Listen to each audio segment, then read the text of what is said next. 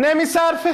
سلام دیسلایک بابا. مهدی که هنوز چیزی نگفته. چیزی به این که چالش میگیرم پارش میکنم. خانم مهسا مافیا.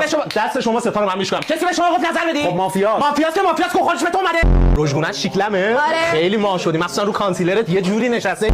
به نظر منم خانم مهسا. خفه شو بابا. آیگا یه بار دیگه کسی بگه مهسا مافیاست اعلام نش میکنم میرینم تو بازی‌ها.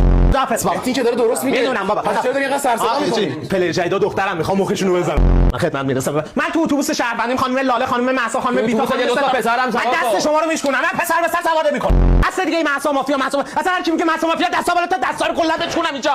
بیتا جون میگم بعد اینجا بیرون هستی دیگه. با همون مهسا که بغلت نشسته بود. نه به جون خودمون مهسا سوء تفاهم شده. گفت بابام یتیم کابرم کو گناه داره منم موندم رو درویسی. دکتر بازی بیدار شه. دکتر دو تا سیو داری. لاله و مهسا. دکتر خفه شه. لاله و مهسا. خونات آیسه. آره چطور؟ این سری رفتی ترمیم فرنچ کن چون فیست یه ذره فوتوژنیکه لبات هم روسیه خیلی چیک میشه.